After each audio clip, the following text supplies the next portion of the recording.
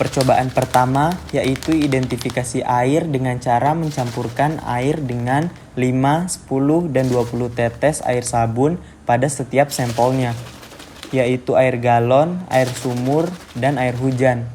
Dari hasil percobaan dapat dilihat bahwa buih yang dihasilkan air galon lebih berlimpah dibandingkan kedua sampel lainnya. Kemudian diikuti dengan air hujan, setelah itu yang terakhir adalah air sumur. Kemudian, percobaan kedua yaitu identifikasi air dengan cara dipanaskan terlebih dahulu. Setelah ketiga sampel air ini kembali pada suhu ruang, dapat diambil kesimpulan. Di sini pada percobaan yang saya lakukan, air sumur terlihat sedikit endapan, sedangkan pada air galon dan air hujan tidak terlihat endapan. Pada ketiga sampel air juga tidak berbau atau beraroma. Selanjutnya, percobaan ketiga, yaitu identifikasi lanjutan. Setelah dilakukan percobaan selama 5 hari, dapat dilihat pada ketiga sampel yang ada, air sumur cenderung lebih keruh dibandingkan dengan air galon dan air hujan. Dan terlihat bahwa air hujan lebih jernih dibandingkan sampel lainnya. Serta air sumur sendiri lebih berbau dan beraroma dibandingkan kedua air lainnya. Pengujian sederhana air sadah adalah dengan uji buih sabun, dengan cara mencampurkan air dengan 5, 10, dan 20 tetes air sabun. Untuk pencampuran 5 tetes dihasilkan buih yang lumayan pada air sumur, air mineral kemasan, dan air PAM atau PDAM. Begitu juga ketika ditetesi 10 dan 20 tetes sabun dan digocok, buih yang terbentuk semakin banyak. Untuk uji yang lain dilakukan dengan melihat endapan pada air. Air dipanaskan hingga mendidih, lalu ditunggu hingga dingin dan dilihat apakah ada endapan putih atau tidak. Dari 3 air, yaitu air sumur, air PAM atau air PDAM, dan air mineral kemasan, tidak terdapat endapan putih. Untuk uji lanjutan, sampel air sumur, air PAM atau PDAM, dan air mineral kemasan dibiarkan selama 5 hari. Untuk air PAM atau air PDAM terjadi endapan kotoran yang menumpuk di bawah, sedangkan untuk air yang lain tetap bersih. Untuk warna, air PAM atau PDAM menjadi keruh, sedangkan untuk air mineral kemasan dan untuk air sumur tetap jernih. Begitu pula dengan rasanya tetap sama. Identifikasi kesadaran awal terdiri dari yang pertama, yaitu uji sabun.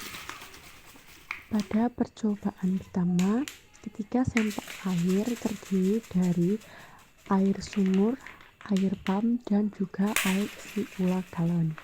Diteteskan dengan sabun cair berbuih pada tahap 5 tetesan. Berarti ketiganya memiliki tingkat kesadaran yang rendah. Selanjutnya tahap yang kedua yaitu uji panas. Uji panas tersebut menghasilkan warna untuk air sumur dan air isi ulang galon tetap jernih, namun pada air PAM terjadi perubahan warna dan menjadi agak keruh. Untuk bau, tidak terdapat bau dan rasa juga tidak terdapat rasa. Pada semua sampel tidak terdapat endapan. Kemudian tahap ketiga yaitu uji lanjutan, di mana ketika sampel air tersebut didiamkan selama 5 hari dan diamati perubahannya setiap harinya. Dan data yang saya peroleh, ketika air tersebut tidak berbau, tidak berubah warnanya, sama seperti pada hari pertama sebelum air itu didiamkan. Uji buih sabun, di mana air galon, air sumur, dan air PDAM memiliki banyak buih sabun yang berbeda. Air galon memiliki buih sabun yang lebih banyak. Air sumur memiliki buih sabun yang sedang, kemudian air PDAM memiliki air sumur yang sedikit. Ini mengakibatkan kesadaran air PDAM lebih tinggi. Uji pemanasan, di mana air galon, air sumur, dan air PDAM memiliki endapan yang berbeda-beda. Air galon tidak memiliki endapan sama sekali. Air sumur memiliki sedikit endapan yang hampir tidak terlihat. Kemudian, untuk air PDAM lebih memiliki endapan yang cukup banyak.